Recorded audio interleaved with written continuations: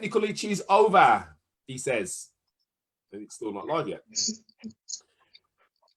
Okay, let's try again. Yay! The technical itch is over. Oh my God, I do apologize, guys. I'm normally very punctual when it comes to time. Technical itch, technical scratch, call it what you will. But we had to get it sorted. So I do apologize. 27 minutes later than normal. But hey. This morning we're joined by Marie Jenkins of Advance Your Wellbeing, and really pleased and really chuffed to have you here, Marie. I do apologise for the lateness of our start. This does never ever happened before, so I don't know if it's you or the universe conspiring against me, but we're on now. But let's get started as time is ticking, and I know you're a very, very busy lady. So Marie, please tell us, what do you do for a business? Okay, firstly, thank you for inviting me on, Nigel, and we got there in the end. That's the main thing. So my business is Advance Your Wellbeing, and we do interpersonal skills training. So that's about helping people to achieve their full potential. But we're looking at more of the soft skills side of things. So looking at people's resilience, emotional intelligence, confidence, all of those soft skills that you need to be able to thrive in whatever you choose to do with your career, basically. So that's what we do. So when you say interpersonal, give us a bit of an expansion on that, because I know some people will be thinking, what do you mean by interpersonal? What's all that about? Yeah, exactly. Well, resilience is probably a great skill to demonstrate. So when you start up a business, it's very much an exciting roller coaster. You know, you have real great highs, and then you think, oh, everything's going wrong, and then you fall, and then you rise. And so you need to be, yeah, exactly that. You need to be extremely resilient. So that's one skill that you definitely need if you're going to start up your own business. Well, in any sort of career, really, you need to be resilient, because like we've shown this morning, you know, these things, technical hitches can happen. But yeah, it's just about how you bounce back. So resilience is one of the topics. So that's what I mean when I say interpersonal skills. Gotcha. Do you think that there's a lack of do you think there's a lack of resilience with people now? Do you think that because you know, we're old school, Marie, you know, we're brought up in that tough old time. It's like, yeah, pull your socks up, you'll be all right. Doesn't matter about your leg hanging off, you'll live. You know, do you think that a bit extreme, I know, but I've got Jamaican parents. Do you think that that's something which people are suffering with now? Do you think that we've become a little bit softer, a little bit kind of like less able to cope with things? I mean, what's your expert view on that? Yeah, that's a really good question, and I think our resilience has massively been tested through the whole corona and COVID sort of lockdown, etc. And people have been suffering more with anxiety and worries. So yeah, resilience is something that we take for granted, perhaps. But we can always build on our own resilience in the same way we can with our own emotional intelligence. So yes, we are going through testing times, but there is a way out of it, and there is things that you can do to teach yourself and learn more about resilience. So yeah. Excellent. So Marie, what inspired you to start the business? Oh, right. There's a long story there, so I shall keep it. Remember what Ernie Boxall said. So 2013, I was working in a social housing organisation. And I was responsible for 4 different service areas. Had a big team around me. I was a single mum at the time with 3 lovely kids, and I also had a poorly mum who had terminal illness. And basically, I was juggling those balls, and I was neglecting my own self-care. So I was morbidly obese at the time. I was using takeaways as my go-to because it was easy, convenient, as many people do. And so basically, my mental health just deteriorated to the point where I had to leave my job. 6 months in, it continued to deteriorate. I spent most of my days in bed. I didn't practice self-care at all. to the point where I went for a walk with my son 6 months in, and I said, look, I can't do this anymore. I've lost my purpose. I'm, you know, my mental health was that bad. I was on the brink of suicide. But then I thought, hang on a minute, there's got to be a purpose here to why I'm here, why I'm in the universe. And so I thought, well, how about helping people overcome and prevent, more importantly, the same sort of mental health deterioration that I'd gone through, and to try and encourage more people to take responsibility for their own health and well-being. Yeah. So that's where Adventure Wellbeing came from. Ah, so basically you've taken what was a challenging period of your life and turned it around, and I love that. I love I mean, I've done a post actually, it's coming out next week, and it's just purely about because I did a post about USPs last week before, and it was really striking how many of you were running your business to help others who had been through, to prevent people going through what you've gone through. And I think that's amazing. That makes you superheroes as far as I'm concerned, because, you know, you're trying to prevent, you're being proactive in terms of trying to prevent people going down that same path as yourself. So, yes, we'll have to get you a little cape, I think. What's your favourite colour? Well, you can see on my lovely T-shirt. You're not a glow stick. You're not a glow stick. You do not fade. That's courtesy of Jodie, by the way, from Blaze. Merchandising is amazing. So, obviously, you've been through many challenges. Tell us about some of the challenges you've had to overcome with starting and running the business. Okay. So, starting and running a business. So, when I first started in February 2015, it was. I started as a business to advance events. So I knew I wanted to do something around wellbeing. And I thought, right, I'll do some wellbeing events. And so that was my initial thoughts. And then I thought, right, I'll get my event out there, everybody will come, and it'll all be fantastic. But I quickly realised, when talking about resilience and the roller coaster, things don't come as easy as you think. So I basically enrolled at the University of Worcester doing my entrepreneurial degree. Ooh, and that was the best 3 years of my life, investing in my own education. Hold on a minute. It was fantastic. And so, yeah, that's when I sort of learned about business, what I needed to do, and that's where Adventure Wellbeing come from. They do a degree in entrepreneurial degree. Wow, that's the first time I've ever heard of that. I did that at University of Worcester. My God. So I finished that in 2019. That's the first time I've heard of an actual course which teaches entrepreneurship. That is amazing. Fantastic. Yeah, fantastic. And what were some of the challenges with to go. And what were some of the challenges with that? I mean, obviously going back to university, mature student, all them kids around you. I mean, how did you kind of cope with that? Okay, so I left school. I did my GCSEs at school, but I don't think I really had the confidence, and I don't think I was really ready for university at that time. And so for me, going in as a mature student, yes, it was challenging. Yeah.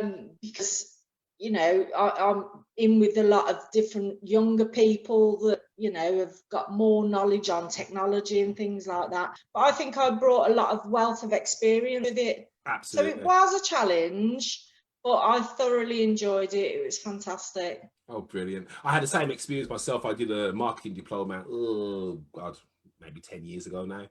And there was me and a bunch of 18 and 19-year-olds, and like, it was all right, it was good. I mean, like you, it was like they looked to me as the worldly wise man in the corner of the room, but I felt bloody old in that place. They're talking about Pokemon and all kinds of stuff. I'm like, huh?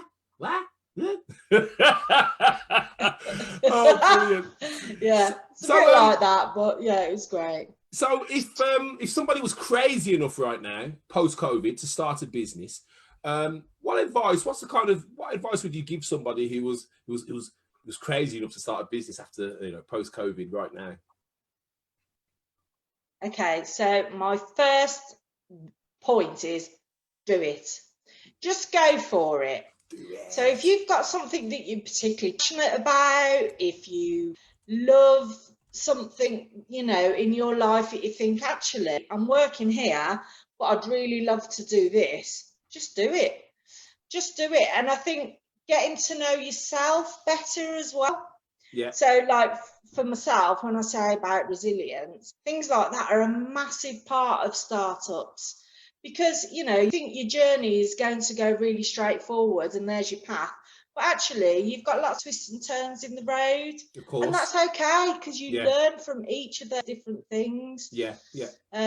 So self-care is a massive part of having your own business. Yeah. Because basically you can get all consumed with your business because you're passionate about it, it's your baby. Of course, of course. But you must practice self-care, and that's something that I'm really passionate about.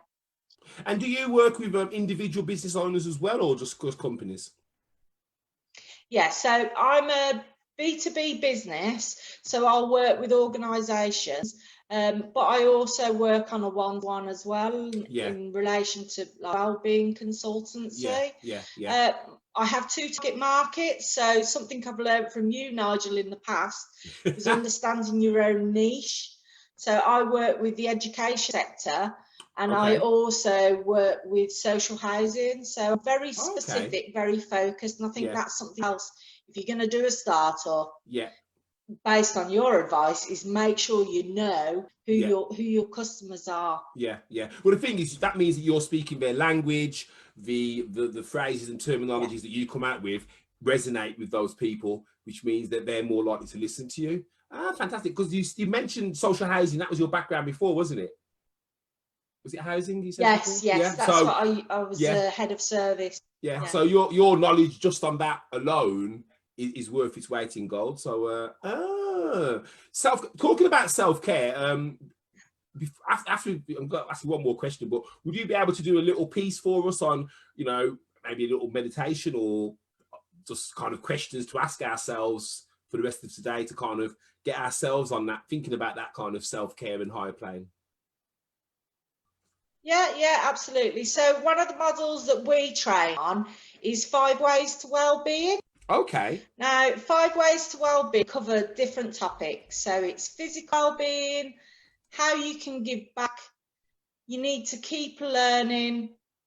And so there's different aspects which I can sort of speak more on a one-to-one basis. Yeah. But it's find something that helps you in your well-being, because everybody has something different. So for me, I'm a huge lover of cycling. One, because it helps me with my physical well-being, which obviously has a fantastic impact on my mental well-being. Yeah. But I can also practice mindfulness as well. Yeah. So over the weekend, I did my big, this year's cycle challenge of the North Devon Coast. Find something that you can do that you know will have a positive impact on your own health and well-being. But yeah, if you want to talk to me about it, then yeah, I'll send you all my links and things. Did you hear that, guys? So if you are in the moment right now and you need the support of someone who can help you, most certainly with resilience, and sometimes just having someone to talk to who isn't going to be critical, just going to be sit there, listen, give you some real positive advice to move forward. That can be all you need sometimes. So don't be afraid, guys, of reaching out. You know, it's important that that is right, because if that's not right, nothing else works, nothing else goes right. Everything feels like a bit of a pain. So, you know, make sure I'm going to drop, I think I've dropped Marie's links, etc., into the meeting, but I will drop them again into the comments as well. So, Marie, is there anything that the group can help you with right now? Is there anything that you're looking for in particular? Is there any help that you need? Is there anything that we can do? Yeah. Okay. So like I said, my target market is education and also social housing. So if anybody has any contacts for HR professionals that work in those sort of environments, then yeah, fantastic. If you get in touch, that would be great. Yeah. What I would like to say is, based off your last question there, Nigel, if anybody does want some help, I have got a whole range of free videos on my YouTube channel. So yeah, they can go and have a look and see what would suit them, really. Yeah. Have I got your YouTube channel here? I don't think you sent me your YouTube channel. So, I can put it on the comments. Yeah, put it in the Nigel. comments, because and then people can go and check you out, because you know what it's like in this world. Sometimes people want to check you out first, see how soft your voice is and how you come across, and then they'll probably pick up the phone or send you a message and say, Marie, help me. So that's fantastic. Listen, Marie, I mean, you did a presentation at I think it might have been All for One, and I'm pretty certain you got us to all close our eyes and kind of. I mean, do you want to do that to finish things off? Yeah, we can do, absolutely. Hey, yeah, I tell you what, guys, yeah. we don't play around. Before we do that, this goes out to everybody. Before we start, let me just go through the comments just to make sure that anyone who says hello, we haven't missed them out. Hi, Glenn. I hope you're well, mate. Good to see you. Oh my gosh, my phone keeps going on. That's not right. Morning, Karen. Morning, Alison. Hey, Ernie. Ernie says Marie is unique. Then never happened before. Ooh, I think that was referring to something we spoke about earlier. Morning, Lisa. Lisa Ty. Any more questions? Ernie, a cheeky son.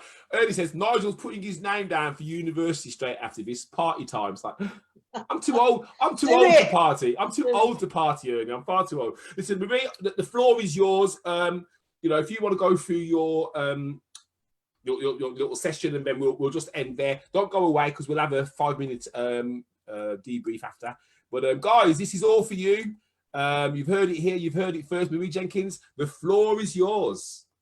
Thank you very much, Nigel. Okay, everybody, I want you to sit comfortably. I want you to ground your feet on the floor and rest your hands in your lap. Now close your eyes and start focusing in on your own breathing. And you'll notice your chest will rise and it will fall. So now is the time to start taking notice of your breathing. So we'll breathe in. We'll breathe out.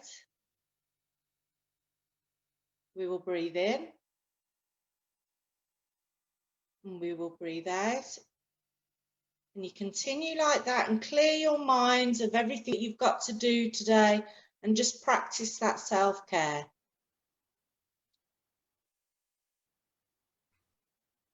Just give yourself the permission to enjoy and relax this moment. If you want to put your hands on your chest, you can.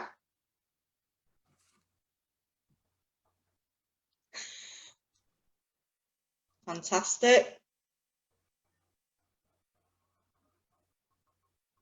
So if you're feeling anxious at all throughout the day, just practice this and it will give you that sense of calm. And I wish you all a fantastic day. And remember to be mindful and look after your own well-being. And thank you very much, everybody. Thanks, guys. Have a good day. Speak to you all later, Marie. I'll see you on the other side.